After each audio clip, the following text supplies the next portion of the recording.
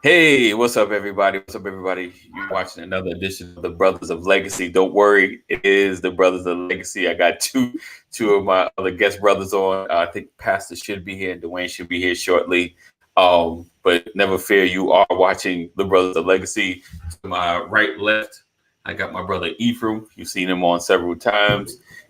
He's a neighbor that can come through and go in the refrigerator, as well as my man Jay Hamilton, lawyer, Esquire.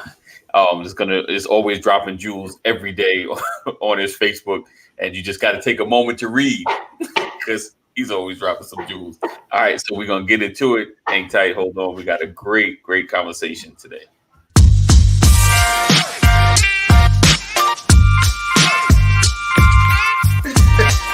I didn't want to catch that. Morning. Good morning. Welcome to another edition of. Good morning. What's up, everybody?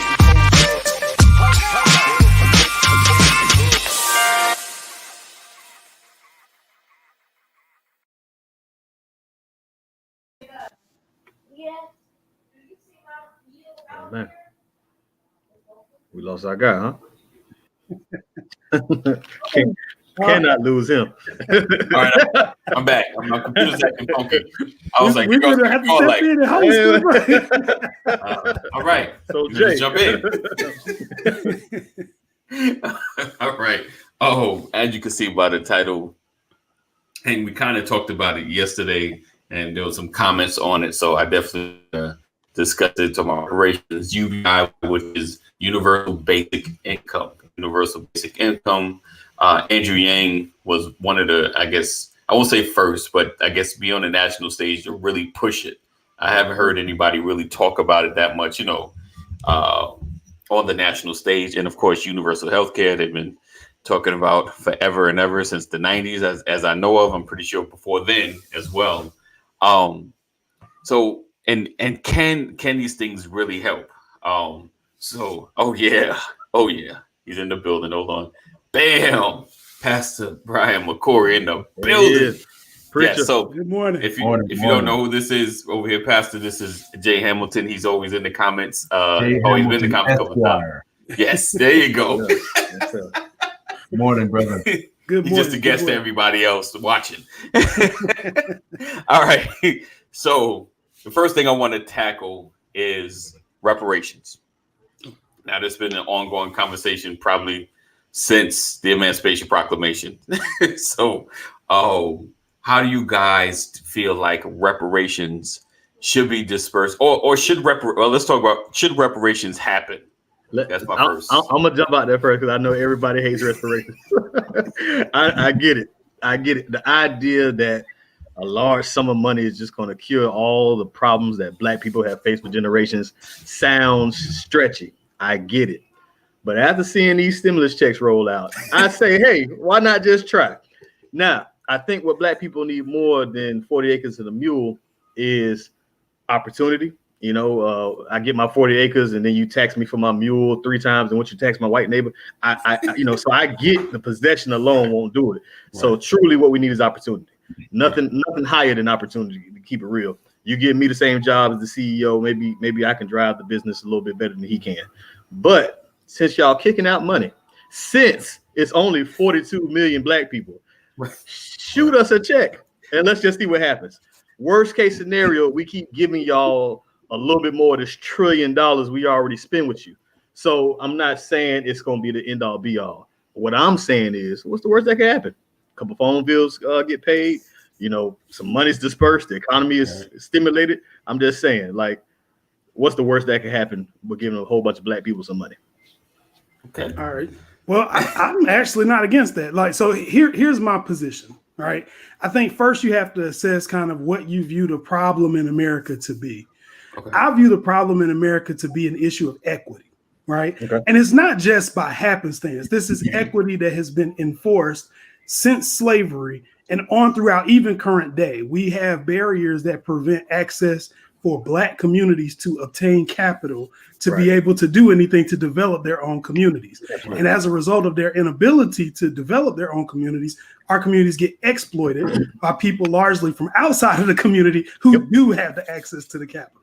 So my only position is that for all of the work that the federal government has gone through, the links they've gone through to ensure that Black people do not have an opportunity to participate on the same playing field, I think that needs to be rectified. And I think that we also have to understand that the reason this country is wealthy is because they spent 350 years not paying people to build up a country. That does have spillover costs, right? So that the spillover cost for us, in addition to just the trauma of being marginalized, is the inability to be able to navigate economics in the same way that our white counterparts do. And I'll throw you this example. Classic example. In the housing market, Black people have only essentially been able to buy housing in areas that they want to buy housing in since 1968. But white people in 1968 were getting houses inherited to them, or the wealth generated from the houses inherited to them from 3 generations, right? So the whole point is, if you have put a thumb on the scale to prevent a certain group from being able to access equality and equity, then you have to do something to rectify all of those years if you want to have a society that's just and equal. Now, if you don't care about that, which obviously America doesn't, right? If you don't care about that, then no, you won't like reparations. And I think the other position of this is, I don't think that reparations is, simplified as just, well, we're going to cut a check and now, we get to say the N-word now. Like, I don't think it's that simple, right? I think it's more so about the structures. I hope that if we ever are fortunate enough to get reparations, the last thing I want to see my people doing is taking the money and going to buy Nikes, right? Buy Nike, like set up your own Nike. Like this is for equality, because it's not going. If you get it once, it's definitely not happening the second time. Right. So, my whole thing is, I just want to see Black people in a position where, in America, he who has the goal makes the rules. Right. Yeah. And the problem is, we've made goal for everybody else, but America doesn't want to turn around and do what it needs to do to really bring us into a fair and equal society, because some people will be dispossessed from their power if they were able to do that. And they couldn't rely on Black people, particularly low income Black people, to be in these essential jobs and all these things. If we didn't have to be, they couldn't rely on that. So that's my position. Okay. Absolutely. All right. Oh, Dwayne just stepped in the building. Good morning to you, sir. What's going on? I'm just soaking up Mr. Esquire over here. I'm just on the road, man, right now. I was going to pass that off to Pastor. What's your feelings about reparations? Should we go after it, or it should be something that we need to leave alone? Cut the check, Pastor. Cut the check. Listen, I'll ask Mr. Hamilton, what is the dollar value of our asset compared to the dollar value of white America's assets? For every $100 of assets that white America has, Black America has $6. Right? If we understand that the financial foundation of the dollar in America, or even the global economy, is based on a private industry, right? Because in America, it's 5 families, right? Do y'all know the financial? What is the financial capital of America? Where's the money held? What is it called? What do we call it? Where's the big Federal Reserve? Federal Reserve? Yeah. Do you all understand that the financial institution in America is a private industry? Right. It's a federally governed private industry. Mm-hmm. Okay. So there's no such thing as federally the government owning all the money. Okay. America was bought in the 20s by 5 families. Y'all do understand that? I mean, if you do the history, Mr. Esquire, if we do the history, the Rockefellers, the five families, the billionaires came in and bought America. They essentially took everything. And from then through today, it has not changed. All right. So that's number one. Number one is $6 to $100. Right. Number two, America is five families. Still is, always has been, always will be. If that is the case, and we understand that the inequality in America is based on a system that was designed by people who felt a certain way. Okay. Not only felt a certain way, but continue to feel a certain way. By the way, there was another shooting in Minneapolis. Didn't catch that one. Shot a man. He's dead. Okay. So if the emotion, if you cannot control how somebody thinks or how somebody feels, and reparations has not happened to this day, all of the efforts that are going into trying to get something from somebody that feels a certain way, you haven't changed how they feel. Right. Why are you going to continue spending the energy to ask somebody for something that they don't want to give you because of how they feel about you? And thirdly, what is the population of white people that are financially challenged, that are at the bottom of the barrel in America? Do they exceed the number of black people that are at the bottom? That are at the bottom, yes. Are there more whites at the bottom than blacks at the bottom, or are there more blacks at the bottom than whites at the bottom? It's more whites, but it's more of them though. Okay, it's more of them, right? So, what government do you know that is run predominantly by white people is going to give black people a bunch of money when they have so many white people in poverty? Yeah. All right. Well, I can push back on a couple. I'm Donald Trump, and I'd rather give you $1 million because of slavery than to give $500,000 to a white man who's in poverty. You're asking for something that they won't even give to themselves. That's a good. And you make pertinent points, Pastor. But I agree with the sentiment. But this is where I disagree. It doesn't. If you do the numbers, first of all, the amount of white people who, well, all of us are immigrants to this country for the most part, but the amount of white people who were a part of the slave producing factory, if you will, compared to the amount of white people in the country, there's a large percent of those who came through Ellis Island and they didn't have any say in governments. Now they do. But I think we have to point that out. And the second thing is, they didn't like Native Americans. They don't look at them any different. They didn't look at the Jewish Holocaust survivors any different. They didn't look at the Japanese and the Chinese railroad and victims of Hiroshima and Nagasaki any different. And they hated them just as much as they looked down on them just as much as they looked down on us.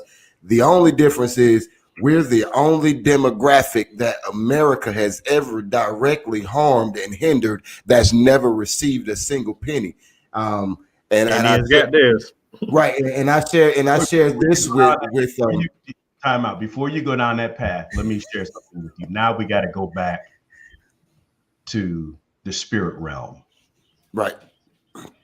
If you really want to know, and I think you all have heard this, if you really want to know how valuable you are and how afraid of you they are, check how they trouble you. If you want to find out what's really in you, check how they bother you, how they trouble you, how they try to keep you oppressed. Okay. I understand that everybody else got an out. But when they look at everybody else and you consider the power that we have, what we're able to do, what we have been able to overcome. Right. Do you really, really believe that there's anybody on this planet that wants to give people like us a leg up? when you can see what we've been able to do with nothing? Right. Do you understand? If you want to know how afraid of you they are, look around. Oh, I completely concur there. I'm not going to compare my race to the Jewish race, to Native Americans. I don't think I'm better than anybody, but here's what I know. I know that we have gotten the most trouble than anybody else. Yes, sir. We have done the most work than anybody, more work than anybody else. We have overcome more than anybody else. And so what message does that send to you? The message is, I don't have to ask for what already belongs to me. I'm looking to the wrong source for my out. Right. I don't need any favors because I already have it. We have spent all these years, and I'm saying at some point, you're going to realize it's not his responsibility to help me. What do you propose? What do I propose? Okay, here's what I propose. I propose we check. Thank you, GYGZ. What's up, Jiva? But I'm not talking about Jewish in that sense, because I'm talking about the folks who are white, who call themselves Jews.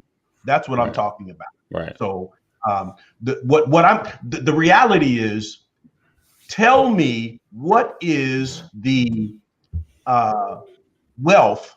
What level of wealth do blacks have on a global scale, or on in America? What is the wealth that blacks have in America? How much money? What is the value of the black dollar? $1 trillion? No, I know we got the strongest spending economy. But I'm saying, if we have, I don't know a number. Right. If we have the strongest spending economy, if we spend the most money, what does that say about our level of finances? It's above average. Okay, yeah, it is above average. The problem is misdirected. Right. Okay, I agree. Okay, and here's, so people say, yeah, but they don't let us open any banks. All right, all you strong black men, how you gonna let somebody stop you from opening a bank? Right. That's true. I want to be clear though. Operation Hope started in Los Angeles, living in his car. I got you. John Bryant of Operation Hope he founded a bank, a black bank, that provides money to black institutions. The reason why most people don't know him is because he doesn't do commercials. Right. And see, and I agree with you, Pastor. The only thing that I'm saying is the fact whether or not we can rise above the situation, just for the sake of the argument, not argue the discussion, for the sake of the discussion, I agree with you that absolutely cream has always risen to the top, and we are survivors, we are thrivers. You give us the worst and we'll make the best of the situation, then come out almost like Puff Daddy said, or was it Biggie? It said, if you put me in the jungle, I'm gonna come out with a fur coat dancing with. I mean, that's what we do. Right. But with that being said, with that being said, though, let me finish. And then after you finish, let Jay jump in because he's trying to. But with that being said, all I'm saying is this: it doesn't matter if we owed it or not. I'm not saying whether or not we're gonna be good with or without. We don't need anything to be successful. But what I'm saying is, it's absolutely. That's the only thing I'm saying. It's owed to us. I'm not going to cry and beg nobody for it. It's owed to us. I'm not going to cry and beg anybody for it, but it's run me my money. Yeah, it's like that funky $50 that somebody borrowed from you that they ain't want to give back to you. Funky $50. Run me my money. Run me my 50. I'm good without it. My kid's gonna eat on principle. I need you to run it to me. Right, just on principle. All right. Jump in there, Jay. So I want to go back and kind of redefine what our question is. So is the question here, should we get reparations, or is the question is, will we get reparations? Right? Because I think one of the things that Pastor's bringing up is very, very true, very good conversation here. He talks about the 5 families. My question to you is, how did the 5 families get the money? Slavery, right? That's how they got the money. So we're on the same tangent there. But I think what America doesn't do a good job of, and what we like to hide oftentimes, is the number of industries that were created by slavery. So most people, when they think of slavery, they think cotton, right? But it's not just cotton. It's ships that had to go get the slaves. It's the insurance companies that insured the ships. It's the banks that held the money for the slave traders. It's the It's the agriculture in and of itself that was produced. And it's the industry, it's the brick masonry, it's all of the stuff that built the country. So for all these things that created commerce and industry for America, even though those 5 private families controlled it, America certainly benefited because there was taxes. America taxed that money. America has money. And we see it obviously because they're able to give trillions and trillions of dollars to corporate industry even today for bailout. So we know that the money and the value is there. Right. I also want to kind of distinguish, there's what white people want versus what their responsibility should be, right? So white people can want to not pay us. I understand. I don't like paying my light bill. You know what I'm saying? Like I hate it. But at the end of the day, there's a responsibility. If I'm using lights, there's a responsibility to pay the bill. America has used the black body to benefit in every possible way. And there's a responsibility to cover, and they don't want to do it. I think that's why we keep seeing these problems in the country, because every time something goes wrong, they want to say, well, what can we do to fix it? How can we form a nonprofit to address the inner city issues or whatever? Well, I can tell you how to fix it. Like step number 1 is to equalize the playing field. Lastly, we talked about poor white people, right? Poor white people. What I say is this, and I know I've said this before, I think the currency of America is racism, right? So even if you are a poor white person, you still have the currency of white supremacy to work for you. A white person living in a trailer park can shave, shower, and move to a new zip code and be a whole different person. A black person is going to be forever stuck to any issue from your past, any bad decision that you made, whatever the case may be, and you're not going to be able to grow because the system wasn't designed for your benefit. Now, that doesn't mean that we don't freak the system every day, right? I know people mad. I love seeing Shaq, Puffy. I love seeing black people with money and just throwing their money left and right because, America didn't want them to have that, right? If somebody's able to get it, great. I also think, to your point about the banks, me being from Durham, mechanics and farmers, like we pretty much started black banking in the South. Like this is what we do. And what I want to say is I think there's 2 arguments there. So one, we definitely need to be more supportive of black banks. I totally agree with that.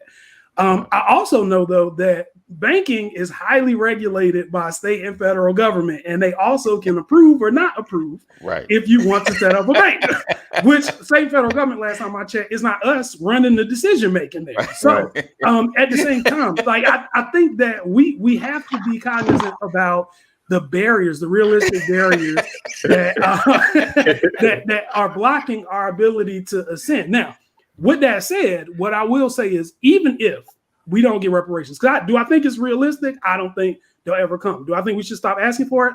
Heck no. Like we should keep asking for it. The reason why it will never come is, we see Mitch McConnell here is mad because people want $2,000. Well, $2,000. So we got $1 million.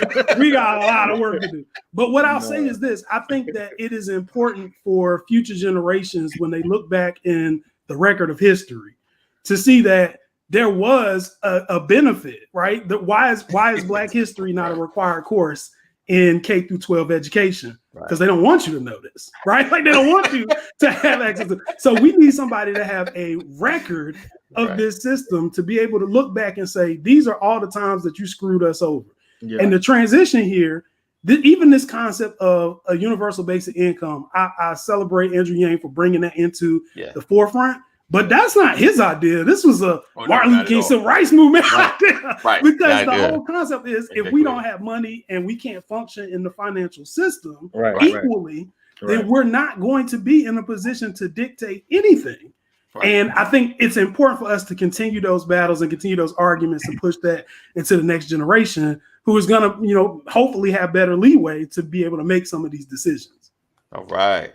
So I thank you. Thank you.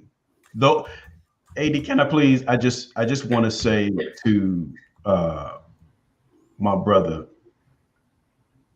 the way that you position the information is as eloquent, as organized as it can be presented on this platform.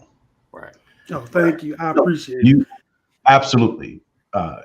You have expressed something that I feel in my shando.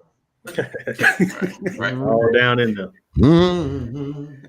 But everything that I have said goes to your statement when you said a white man can shave and change locations. Mm-hmm. But a black man will forever be black. See, when you make that statement, you've made my point. They're not going to change how they see you. Right. Okay. So you have to change how you conduct yourself. Right. You understand? Right. And for the future generations, you're right. To my earlier point, they pulled the history out of the schools because they don't want you to have an identity. They don't want you to know how powerful, how great you are. Right.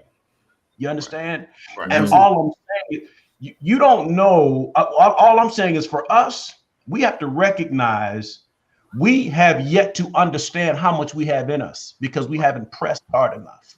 Right. All right. Right. Right. If you go out and buy yourself a Lamborghini, you are not gonna know what's in that thing, what's under that hood, until you accelerate. Right. You're not gonna understand the maximum output of that vehicle until you begin to press. Right. And we have not pressed enough internally to understand. And the thing is, when we begin to do that, we're not going to need to ask anybody for anything. Yeah, they owe us. They have been owing us for over 400 years. Right. They've been owing us. They are never going to stop owing us. We are never going to go back and get compensation for the sweat, the blood, the lives, everything that we have given for America to be what it is. There is not a number that you can give me that's ever going to satisfy me. All right. Oh, yeah. I'll say this. The other point is, we can agree on something though. When we talk about something, how popular, how powerful, how much leverage does Jay-Z have in America? In his circle, not in America. I mean, what you? That's kind of general. What you mean? How much, really? You don't think Jay-Z has any leverage in America against the American establishment? I didn't ask you how much he uses, because he ain't pressing the accelerator. Right. Right. Ask you how much does he have? Right. Right. Not enough to get cut off. He start talking too much. He's just gonna get cut off. They won't do deals with him to shut him out. Why would he get? Who's gonna cut? How can he get cut off? Because he has a following, but he still doesn't control the stuff he needs. He doesn't control outlets. He does not govern the airwaves. Am I right? Right. Correct. That is true. That is true. Brother Esquire, you said a minute ago we got all this money. We started the Black Bank in Carolina. That's what you said, right? Mm-hmm. Yep. But you also said you're limited by what? Regulation. Absolutely. Okay. So what I said is you're never going to change how they view you, the people who do the regulating. Right. Well. So if you give me $12 million, right? But you still regulate the percentage on the yield annually on my $12 million. If I go put it in a savings account, and you control the yield on that $12 million annually. Right. How have you helped me?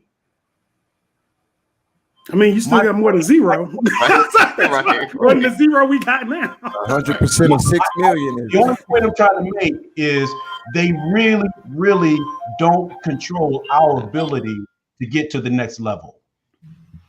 They don't. They really don't. The bottom line is, when you large enough, and who I think it was Dwayne said, the rapper said, if you put me in a jungle, I'm gonna come out wearing a fur coat. Right. You're absolutely right. The problem is we don't come together. If we actually came together, there's nothing that anybody would be. We won't need to ask anybody for anything. So that's the real question. What's hindering that then? Okay, so wait, hold on. What does coming together look like, right? So I get what you guys are saying.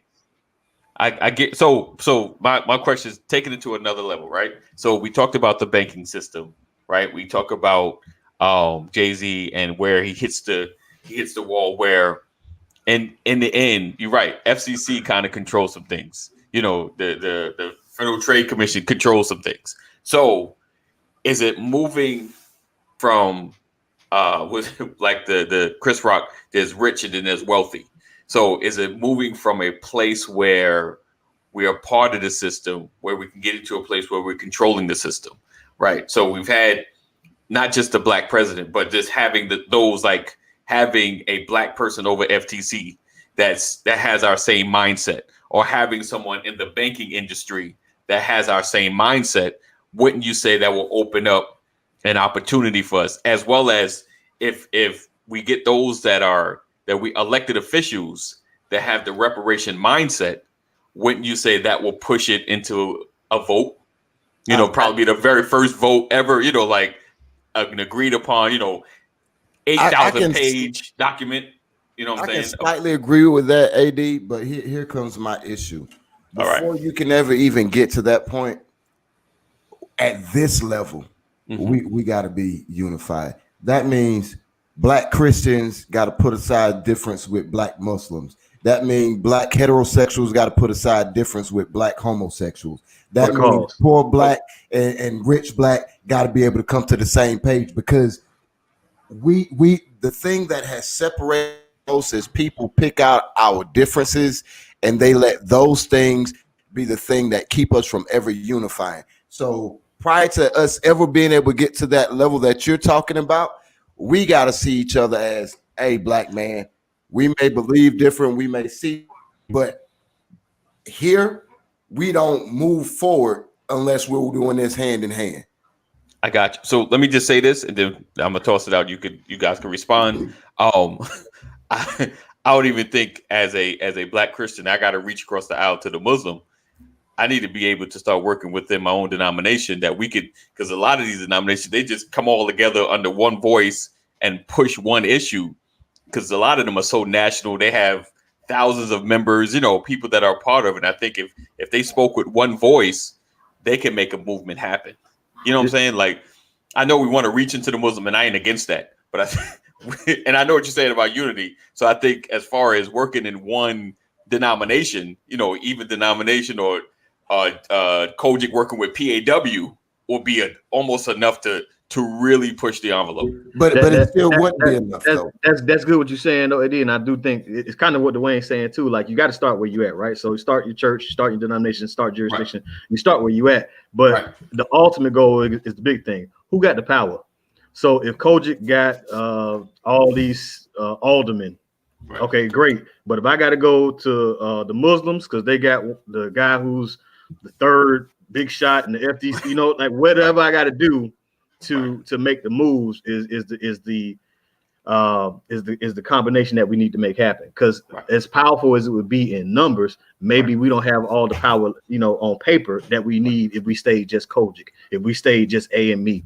So you got to reach out, combine all this, because we're going to need more than just numbers. The Million Man March it's not going to be enough. I'm just saying, look at the civil rights movement in itself, right? Dr. Martin Luther King Jr. represented Southern Christians of all denominations, but it still wasn't enough. You still needed the Stokely Carmichaels. You still needed the Malcolms. You still needed people who had different ideology. But the reality is, hey, I know you light skin with good hair, and I'm the field dude. Hey, but we got to come together. I think what's critical is that, and I love that point, Dwayne. The last point you just made, man, was so rich, because we're still saying it. You know, the fact that we're still saying light skin with good hair, right? That's the problem. The problem is we still differentiate like that. Yeah. You know? And until we can get past that red bone, you know, until we can get past that, we won't get anywhere. And that's the reason why they want to take, to Hamilton's point, they take the history out of the schools. They want to rob you of your identity. You know, I don't think there's anything wrong with people dating out of their race. But have you seen the number of interracial commercials that we have in this world today and on TV? Do you understand that's intentional? Right? Yeah. The intent is to do what though? What's the intent? Yeah. The intent is to send a message that we have to dilute the races. That's the exact word I was going to use. Right? But the question is why? Why is that the intent? Right. You understand? Well, yeah, I just want to, put this caveat out there though. I think we have to be very cognizant about the illusions of white supremacy. And what I mean by that is, the reason a lot of times that we aren't able to come together is because if someone is successful and they start, let's say economically successful, right? There are certain benefits and privileges that person is going to now be able to get that they probably couldn't get before, right? Mm-hmm. And for a lot of people, that's going to take them off the path right there. They got women, now they got jewelry, now they got TV. That's delusion. Yeah, exactly. And the thing about it is, if they're not committed to the agenda point of the community, they will quickly leave the community for the comfort of white supremacy creature comforts. So yeah. I think that, is part of it is coming together. And I definitely agree with that. I also say this, me growing up very poor has given me a very different outlook on life. And I measure success very differently than white people would measure success because I know what it's like to have nothing. Right. So for me, it's like, okay, if you only have one house, but it's yours. Right, it's much better than getting evicted in the middle of the night. Little things to assess kind of where are we as a culture. I don't have to be Jay-Z to be proud of Jay-Z, right? Because Jay-Z has been able to do something and amass a fortune. Now, I definitely think there are strings to that fortune. I think that there's a cost, and I also think in his music you hear that there's a cost to that fortune, and I'm not willing to pay it, right? Does Jay-Z owe anybody? I'm sure he does. Right. I'm sure. No. Here's my point. My question really is, where did it start for Jay-Z? The street. Right. Mm-hmm. Yeah, but what got him? What was his launching pad?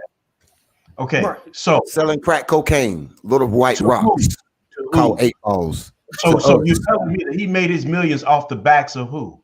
Well, he said he made his first $100,000 selling crack in Brooklyn. Okay, off the backs of blacks. So he looks like our oppressor. Right. In 92. And we say, what we say is, well, I can't be mad at the hustle. Right. Stop bitching, Pastor. Yeah. No, you're talking real talk.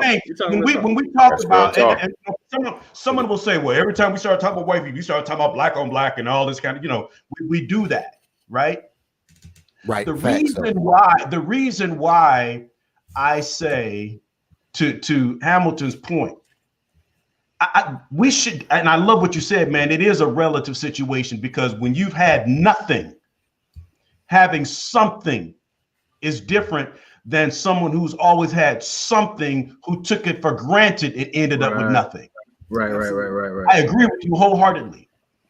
My issue is we spend too much time screaming and scratching and crying for pennies on the dollar. Mm-hmm. And then we get in trouble for misappropriation and only to get the reminder that you never deserved it in the first place. Right. Can I say something kind of sort of to your point? I'll wait till you finish though, sir. Go ahead. No, you'll never really appreciate it unless you have built it. And to have, you understand? And that's why I feel like we have to look within, Right. and stop asking and start taking. Gotcha. We got to take it. All for taking. Right. And I guess what I was gonna liken the Jay-Z question to is something that I've said, I don't know, at least for the last 3-4 years, easy. America don't mind having a handful of black people with a lot of money. A lot of money compared to the way we think. And I think back to plantations, right? You wanted one to do a job that you couldn't do. So you gotta have one of their own infiltrate the movement, if you will. So on plantations, you would take one slave and you would make him an overseer. Mm-hmm. Now that slave, he lived a little bit better than the other slave. He was still a slave, mind you. I'm gonna just be raw here for a second. He was still a nigger, and he still was a nappy headed whatever. He still couldn't talk to master like they were cool, but he had more access than anybody else in the field. Right. Now, if you fast forward to 2020, that overseer, call him a superstar rapper. Hey, we're gonna give you a Bentley.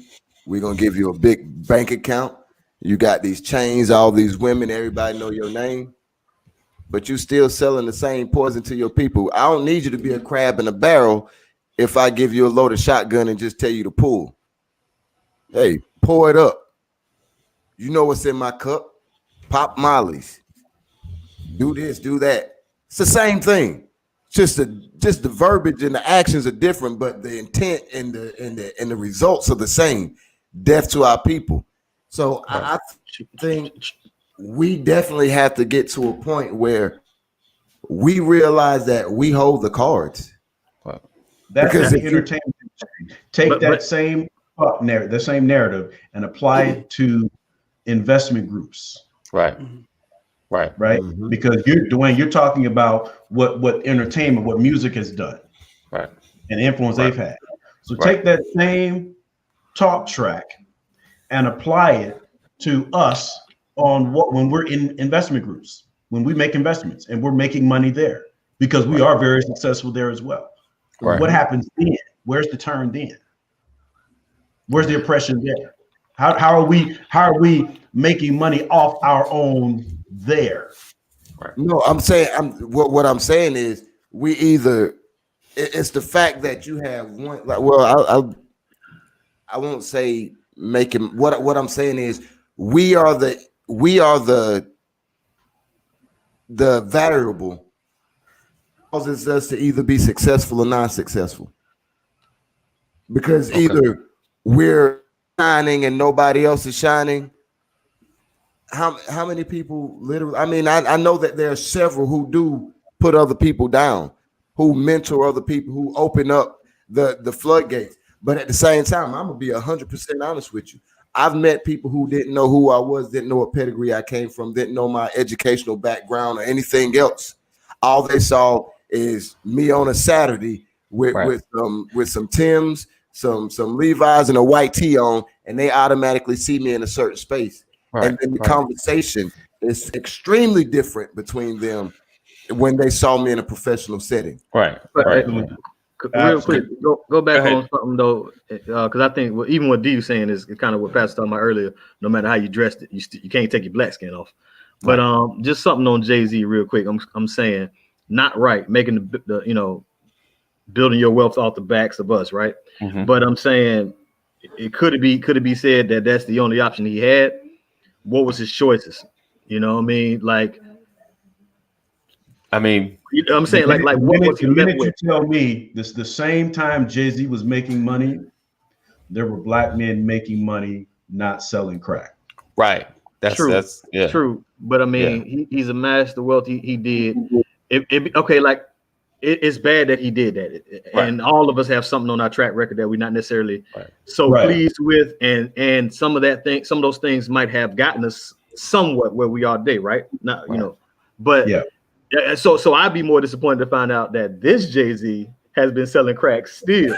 It's like the mom who stripped to get through college and feed her kids, and then the baby says, "Well, mom, I want to strip too." Like I Hov did that, so hopefully you won't have to go through that. You know what I'm saying? So no, I get it, but I think it's two different things. The only reason I brought that point up, was not to. This is not a hate on Jay-Z, because I get what you're saying. I mean, my mindset was, man, we do what we can to overcome, and that was his choice. Right. Okay. Right.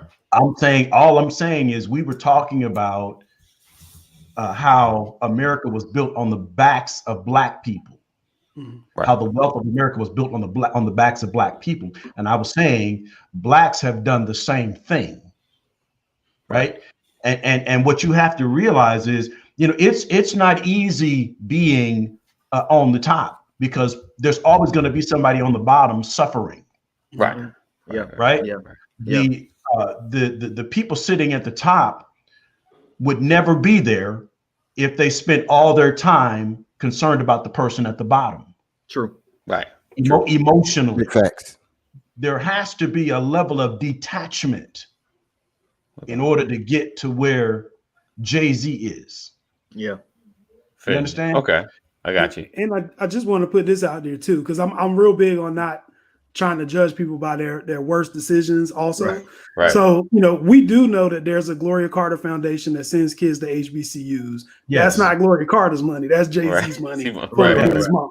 We do know that whenever there's protests like Ferguson and people get locked up, Jay-Z's the one who bails people out silently, right? Yeah. So there are things that he does now that I think are contributing, at least in his mindset, contributing to the cause. But I think the other thing that we have to appreciate is it can't all be on Jay-Z, right? Like it can't all be on Martin Luther King. It can't all be on it takes all of us. And I think we all have a role to play in this situation. Lastly, I think that it is very difficult for me to have a conversation about crack without talking about America's involvement. Come on now. So it's kind of like, I can be mad at the Ricky Rosses and all that, but somebody floated or flew it in here and gave it to them, and that was George Bush. We know that, right? I Senior, feel like not even W. Senior, not even W. Shout out to George Bush. So for my position, I kind of feel like this bleeds more into the reparations argument in the first place. Not only did you exploit the community for the purpose of generating money and for your wars overseas and all that stuff, but you tried to eradicate the Black community, and you knew the devastating effect that this would have. And what you didn't anticipate was that the people that you gave this stuff were going to find a way to flip it to be successful and now sit in your boardroom. You didn't. Right. So I feel like, and then on top of that, the other thing is we, again, being from Durham, we have a rich history of criminals who contributed to the cause, right? Like criminals who came out and they put money behind certain movements to get certain things done that the government wasn't doing, right? So, I don't believe that crime is the way. I definitely think it's an option. I don't think that people should choose that option. But at the same time, I feel like I would be remiss if I acted like our story is independent of that. You got to remember, the first criminal in Black America was the guy who could read. Right, the person who could read and taught somebody else how to read was branded a criminal because Black people weren't supposed to read. So at some point, the system in and of itself, again, it's not designed for our benefit, but at the same time, there are people who are willing to take that risk, who will use it.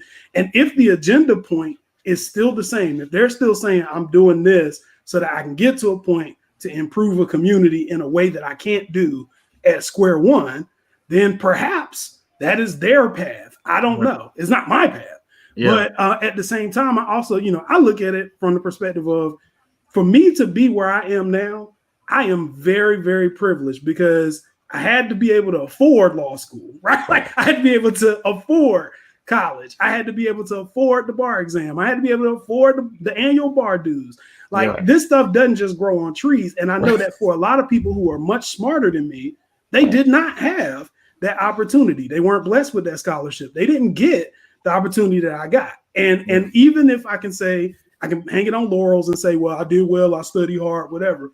But I know for a fact there are people who studied way harder than I did, right? It just didn't work out for. That doesn't mean that now I get to rest on my laurels and say, well, look who I am, or that they now don't have a role in pushing the envelope forward. Right. We're all in this together. So that's why I try to use my talents and my ability to kind of channel the information that we need for our community so that we can all be in the boardroom, even if you're not physically there. Okay. So I got a question. So we talk about we need unity in order for things to change or things to happen. Pastor has said, quite some time, especially in our ministry, Solomon's Temple Christian Ministries, shout out. That's Pastor Brian McCory, if you're in the Jonesboro area, low plug.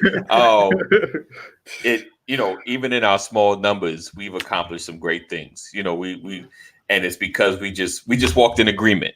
Right. So in my mind, as all of you guys are talking, I'm writing some stuff down. I'm thinking if we, even in a small group, strategically got together to figure out how to change the system in order to, for lack of a better way of putting it, to get what we want, right? So say reparations is our focus, right?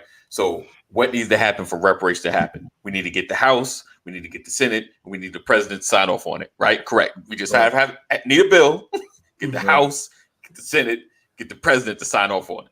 Right, I know, easier said than done, but that's the beginning. Those are the steps, yes. Right, those are the steps. Yeah. Right, so then us five, we search out for who can we put in the House, who can we get in the Senate, and then of course ultimately who can we get in the White House within what's this? We got 4 years. In the next 4 to 8 years, right?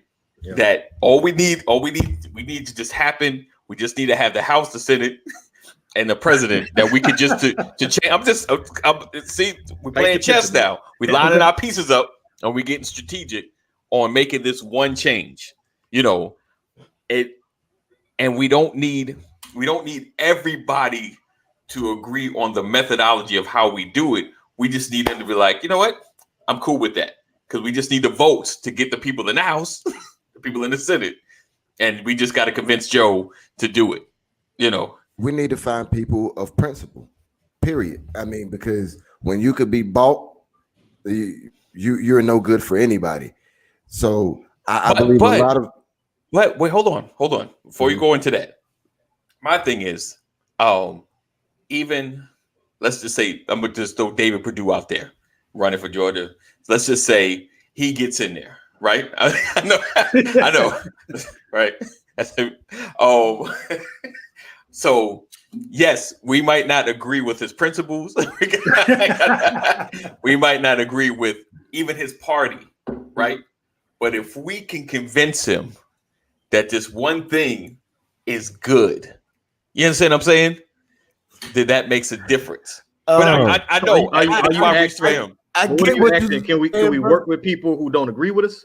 Yeah. If they agree with us on one area. Goal. We have one singular goal, but right? I agree with you, bro. And that's here's my only issue. What's up? Go ahead, brother. Why do we have to find somebody to agree with us? Now, I understand why. Right. But there's some well-educated white people in America, right? You take public educated white people. Yes. There's some things that are just common sense, and they're like, "Oh yeah, that's sad, but that's true. That's history." Look, I'll tell you to any white person who disagrees with reparations, right, from the South, from the Southern United States, that live in a state that was a part of the Union in 1860. This is what I will tell you to read and then refute. I dare you to read the Articles of Succession for the state of Texas and say slavery wasn't a reason for civil war and you didn't see us as a commodity. I dare you to read the Articles of Succession for Mississippi, for Alabama, for South Carolina, for Georgia, for Virginia, and tell me that slavery was not the reason. Not state rights. Yeah, state rights to own slaves. Yeah. Because here's the difference. This is not me trying to be an academic laureate and say that this is what happened. This is me simply stating the articles that you pen as the document, which your whole being says we're okay with this being the reason why we're leaving the United States. And I've shown you one of them, and I'm just going to read one. I'm just going to read one of them, just a small piece of one of them, right? I'm going to go to Texas today. And it is the desire and purpose of the people, no, this is Alabama, my bad, of the people of Alabama to meet the slave-holding states of the South who may approve such purpose in order to frame provisional as well as permanent government upon the principle of the Constitution of the United States. Look, you can read any one of them you want. You don't have to take my word for it. You can find it at any major .edu website. You can go to a museum and find it. You can Google it. You can do anything. Slavery was we got the link up in Facebook. We're gonna put them links up. Yeah, slavery was it. And it's self-professed, not my opinion. But you know, going back to even that whole subject that he's saying. Oh, I'm sorry, Pastor. No, go ahead, brother.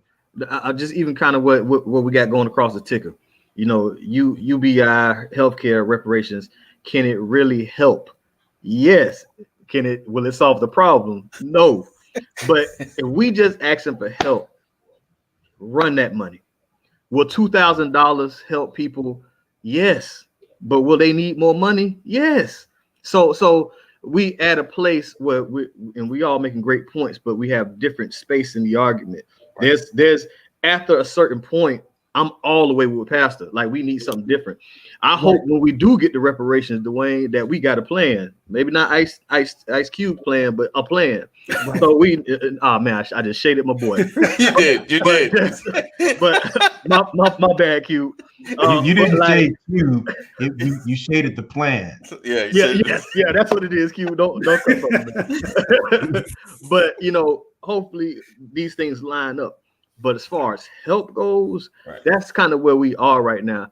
We people need help, and people in power are trying to hold on, and they trying to hold the line when they have the ability to help. What is it? 52? Y'all know the House better than me. Is it 52? No, senators. You know, so if we could just get 52 people, 100 to 100. Well, you know what Democrats stand. Talking about for the majority. For the majority, you know, if we can get them to agree, then people can get help. And I hate to see people who already have money and wealth fighting over a little bit of $2,000 that's going to just help people for a minute. Because I'm telling you right now, I don't know everybody's household, but even if they got $8,000, depending on where they at in their situation, they might be okay for 2 months. You know, depending on what their landlord talking about, they might be able to clean up a month. You know what I'm saying? So, and they still got to eat pork chops. People need help. So it's just, I hope we turn and I hope we work with one another. I mean, it's a lot of different. I agree with literally everybody's points, but at different time. When you get that ambulance, the first thing you have to do, you got to stop the bleeding. It's the trauma. Let's stop the bleeding, then we'll worry about the rest. Triage first, right? I had a meeting with our staff last night. And the meeting was based on some changes, some shifts, some redirection with the strategy, right? Mm-hmm. And I put all these things out there, and I didn't say, this is what we're going to do. I said, this is my desire. This is what I'm thinking. Right. Okay. Let me know how you feel about it. Who agrees and who disagrees, right? It could very easily have been, God told me that this is the direction that we need to head in. Yes, sir. Right. And then I just look for everybody to say amen. All right. Good night, everybody. And that would be the 2021 plan, just like that. Right. The point I'm trying to make is, that could be successful, but not necessarily impactful. Right. Okay. I could still accomplish the shift, the redirection, right, but having never considered the mindset of the team. Right. if I'm going to have real change, if you're really going to affect change in this nation, you have to be like Nehemiah and just work on your part of the wall. Yeah. I cannot afford. I'm over 50 years old. I'm not trying to reach David Perdue. Come on, man. I'm trying to reach A.D. Walker. Right. Yeah. I'm trying to reach Dwayne Goodson. Right. Ephraim Terrell. Yes, sir. J. Hamilton Esquire. Right? Because the Bible says one can set 1,000 to flight. Yes, sir. What about two? And two, 10,000. Mm-hmm. Keep So on with I the don't exponential man. Right. I don't look at my everyday life as I'm going to meet Barack Obama. Right. I look at my everyday life saying, these children in my zip code, in my community, they going to have it different. Right in the corner where you are. At some point, we're going to reach Obama. Mm-hmm. Because the wave that we create is going to get him wet at some point. That's good. That's good. Good. Good, preacher. Yeah. That's You great. understand? Right. So when you talk about coming together, and I said this 30 minutes ago, it starts right here. To your point, AD, you're absolutely right. It starts here. But it don't start here talking about David Perdue. It starts here talking about Cole Johnson. Where you at? Right. Tennessee, buddy. Right? And that's what we have. The very first investment group that I was a part of over 30 years ago was in the church. We had a men's group, we had brothers, and everybody put $25 in the pot every month. And we had a banker on the team. And he took that money in that bucket and he invested it. And we all saw the numbers every month. Right. And in that, when it got to a certain point, if somebody needed to borrow, they borrowed from the pot. Right. They paid the money back with interest. Right. Because the money didn't go back to a person, the money went back to a repository. Right. Right. When we take that concept System. and we put that concept in our community, we put that concept into our families. You understand? Mm-hmm. That's how we obtain wealth. Right. Right. That's how. And to your point, Pastor, and to your point, let me remind us, and I think Jay is a student of history too. But when it came to us being on plantations, slave revolts happened like this. There was one brother or one sister that was raped, that was tired of being hungry, tired of being beat. And he went out in the woods and they would sing one of their songs as people went by or whatever. And they would let each other know on another plantation, hey, this got to stop. And we got to lay down our burdens down by the riverside tonight, you know? So we come together. And that one person's audacity turned to a plantation's audacity, turns to a couple different plantations in the region's audacity. And then you got your slave revolts, and people were willing to lay down their life for a common thing. But it always started with one person being sick and tired, and their influence on their, or the impact on their small area and the ripple effect of the influence out, it caused that fight. So the same thing you're saying is the same thing that we've always done. You said the reason why, you said earlier, we don't need no help. And I agree. We don't need no help. But if we can have it, okay, bring it on over here. But I can be enough of a fire or a catalyst to stir up 4 or 5 brothers who can stir up 4 or 5 brothers who can stir up 4. Right. Yeah. And I'll just add to Dwayne's point. Right. I don't even think that's just, I think the DNA of revolution internationally comes with somebody being fed up. And when you look at Russia, you look at Ireland, you look anywhere, France, like somebody gets fed up, right? Right. So my whole concept is this: we are fed up and we want to come together to change a system. we have to understand the system's purpose was never designed for us to have say within that system.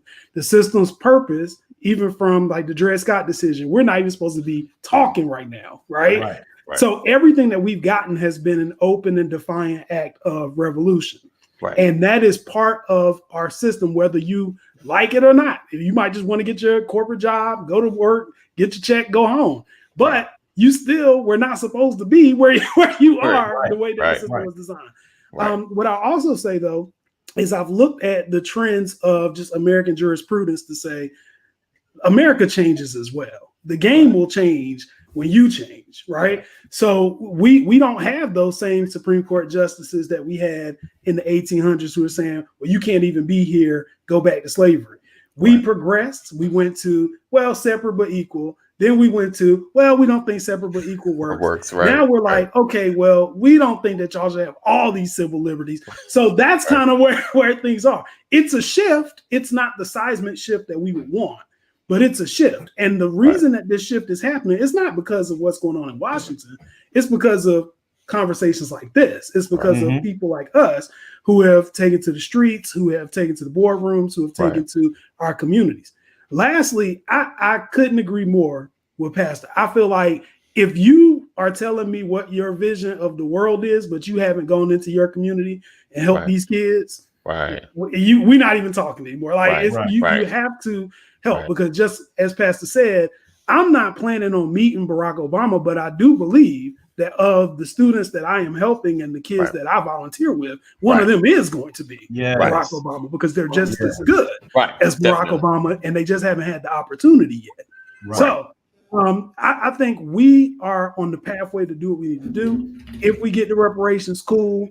AD, I know that's a lot that we asking for. We talk about getting the House and Senate and the White House is a lot. But at the same time, we already have a really good commission of people with Brother Ta-Nehisi Coates already started to research the issue.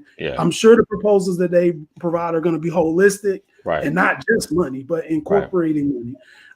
And then at that point, it's on the government. And I think for people who vote against it, what we can do is we can shame them. Like that's what we do. We go social media, we show what the impact is, we show their history of how they vote. And shame them, particularly during election season when people have an opportunity to exercise their right. But none of this works if we don't also do what we're supposed to do. If we don't also make sure we get educated on how these investments work, or make sure we get educated on how voting works, make sure we get educated on how the law works. If we don't do that, then we will never be in the fight to be able to change the thing. I mean, and I'm always kind of inspired by, in a sense, like the LGBTQ movement and how, so in like the 90s, they had the Defense of Marriage Act. It was like, like the whole group was like, nah, man, gay marriage, nah, not happening. And then we come, what's this, like 20 years later, where, the legislation passes, kind of like they shifted ideas, they changed the mindset. Now I know there's a huge difference between just letting these folks get married and giving us how many billions of dollars. I get it. Two different and fights. Let's not underestimate the number of LGBTQ members that are sitting in politics. But that's my point. Even as Republicans. That's it right there, though. If you get even as Republicans, pro-reparation people and into the right spots, look at that. See how that happens? Do that. But also don't underestimate the power of your voice, your participation, the favor on us as a people. Remember, I can go back. Remember in Genesis chapter 47?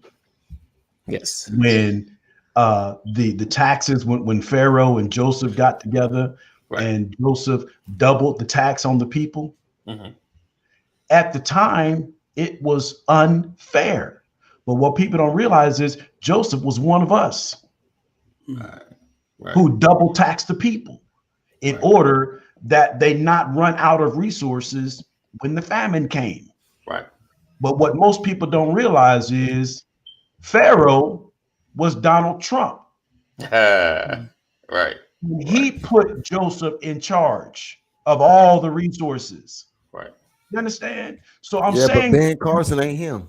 Bill Carson, Ben you Carson don't ain't Joseph. You don't have to necessarily, but right, Ben Carson ain't Joseph. You don't have to, but remember this. But Joseph never sold out. Facts. Joseph never lost sight of who he was, right? And what I'm saying is, when you look at it from that perspective, you don't have to sit in the seat to have the power. Right. So all I'm saying is I don't have to get permission. All I have to do is use my gifts, and my gifts will make room for me. Right. Jay Hamilton, that's why I said I come from nothing. You're right. Joseph came from the pit, from the prison, and had all the power and had the ability to double tax people and got Pharaoh to endorse his plan. Mm-hmm. So what I'm saying, we can use the gifts that have been placed inside of us. Somebody put in the comments when I talked about the investment groups and all of that kind of stuff.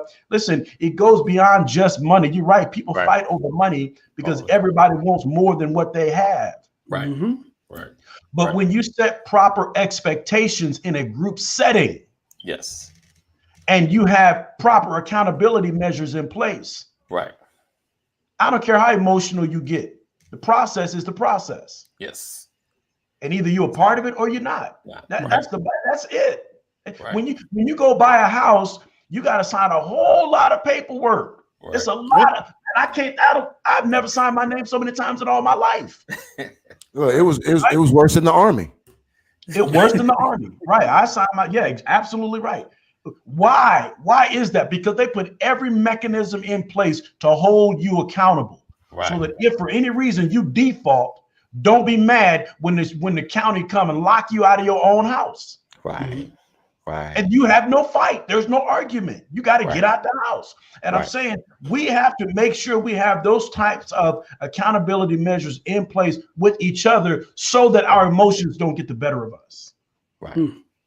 And just to piggyback on that was a great point. Yeah. Just to piggyback on that, when they do try to come and foreclose on your house, they still have a process that they have to go through. And if they don't do it, then you can hold their feet to the fire too. That's what I do.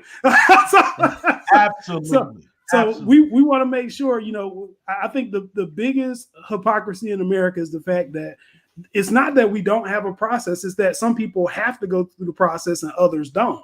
And that's what I think the difference for reparations is it's equity. It's not about like, okay, well, you have a benefit now. Now we all can fully participate. And at that point, if you want to make unwise decisions with your portion of the money, or you want to make unwise decisions on what you do, that's on you. But you have the opportunity to do that. If you want to make wise decisions and invest in the generational wealth, well, now you got the opportunity to do that. So, I think everything that people that we've talked about today has been a great conversation. Yes, indeed. If nothing else, I just want people to take from this that no matter who you are, no matter what you do, no matter where you are, you have a role to play in this game. We need you, right? We need you on board. And everybody has a skill set. It doesn't matter. You have a skill set that will contribute. And if you are not giving back to your community and to the kids in your community, then you're crippling yourself and you're crippling our future. Yes, indeed. Yes, indeed. Be the engine. Let your voice speak. Do you know that the more you press, the harder you press that accelerator, the louder the engine gets. Right. At some point, they're going to hear you. Right. Right. And sometimes you got to cut off that catalytic converter to make sure there's absolutely no doubt I'm coming.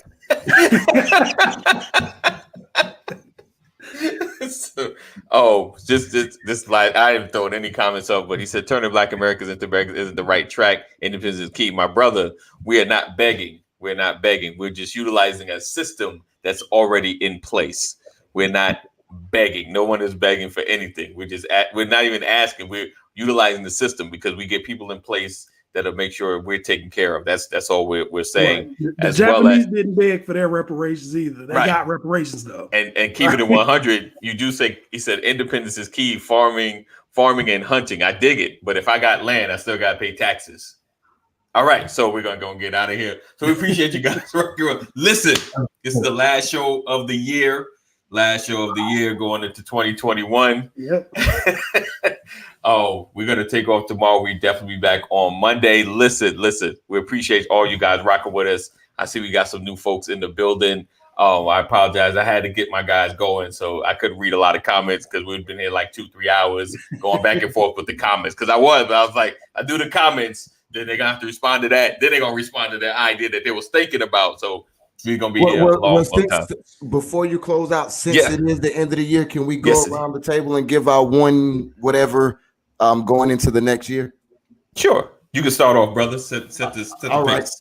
See, each and every one of you are great. Now, I want you to know that you're great. I don't care what nobody say. I don't care what you feel or anything else. You're absolutely amazing.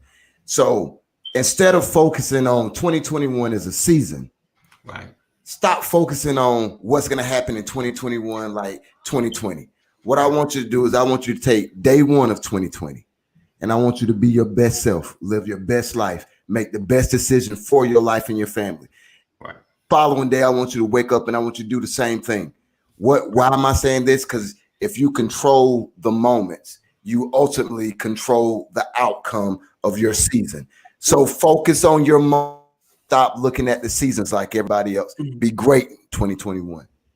Nice. Pastor. I'll say what I've said before. Every great artist begins with a canvas. Mm-hmm. And if 2021 is going to be great, first you must realize you're still here because you're an artist that still hasn't done the greatest work. Amen. Right. So if your circumstances are to change, you have to take your paintbrush of faith. Right. Let faith be your paintbrush. Right. Let the canvas be your life. Take the paintbrush of faith and paint in vibrant living colors on the canvas of your tomorrow. Nice. And watch your season change. Nice. Yeah, man, I can't follow that, man. I can't follow that. I'm going to say this, man, and this message is expressly for Black people. Love thyself, right? Love yourself. We oftentimes turn on TV. We don't see flattering images of who we are. Right. We go to work. We deal with microaggressions at work. We come back. We hear about politicians who don't even think we worth $2,000, right? Like, unplug from all that and do something in 2021 that's for you, right? Be selfish with your time, be selfish with your family, be selfish and go out and do something for you because the battles aren't going anywhere. We're going to have battles for the rest of the life. But if you got an opportunity to get out, hopefully, by the summer or maybe by the fall, we can get some of this COVID stuff out the way and people can be able to travel again. But if you got an opportunity to go to a beach or read a book that you want to read or start the company you always been dreaming about, whatever the case may be, do that. Do it, right? And just invest in your own sanity because the whole point of this game is to drive you crazy as a Black person and make you think that you are less than what you really are valued at. So everything that everybody said, I totally agree with.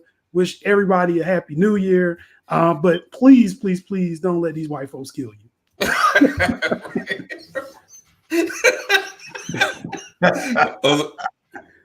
that's for everybody. I couldn't get the soundboard out quick enough. Oh, listen, all I can say is 2020 has been a roller coaster ride, 2021. And like I said, going, like Dwayne says, and I'm always about that, not into New Year's resolution. I'm all about the next day, the next moment, the opportunity to change things starts right now. So whatever it is that God has placed in you, make sure you follow that. Don't let this season of COVID that has shifted everything stop you in your tracks. Utilize that, pivot on that, because something great is on the horizon, but you got to keep pressing, got to keep moving, pretty much saying what everyone else has just said, but just it's already, know that like Dwayne always said, the greatest gift, your greatest tool for prospering is already inside of you. It's not on the outside. You don't have to go get it. You just have to push out what's inside. All right. So with that being said, I appreciate you guys. Thank you for rocking with us all year. All those that have been coming through like every day, Monday through Friday. If I haven't said what's up to Mama Corey, I think I missed that first starting out. So I appreciate you. Hey, Mom. Cole, Halcino. Lisa Yeomans. Yeah. Oh, Lisa. right, Lisa. Most consistent person all year long. We got the name. Cheryl, both Yes, Cheryl. Yes. Yes, both Cheryls. I think 3 Nicole, Cheryls. There's another one. Alcino. Romello, Appreciate you. Yes, Romello. Yes. Yeah. Yes, indeed. And Ephraim, the cousin, I think he got knocked off. Leo is coming through. And Cole, my man. Thank you. Cold world. Yes. Yes, indeed. Oh, and make sure I didn't miss anybody. I think Sam was in the building for a second. She hasn't said anything. She might still be here. That's the wife. She's always here rocking. Yes, indeed. So, appreciate you. For your house, but going to 2021 wearing your mask, house, It's not a guess. It's not a guess. All right, guys. I love all y'all for real. Yes, indeed. You guys just be safe. And again, Georgia, our Georgia people, early voting has stopped. Make sure you vote. When is it? I think it's the 4th. Is it the 4th? The 5th. Is the last 5th. I keep saying the 4th. The 5th. The 5th. The 5th. The Purdue people vote on the 4th. No, Purdue people vote on the 6th. Vote on the 6th. But make sure you vote. Vote on the 6th. And we always mess around, but listen, I know whoever you support, it's who you support, and that's all good. Just vote. Use your voice. It's a right. It's not a privilege. It's a right. And I'm gonna keep pressing that. It's a right. Everybody should have the right to vote. All right, guys. So take care, be blessed, and we will see you in 2021. Wow. Nope.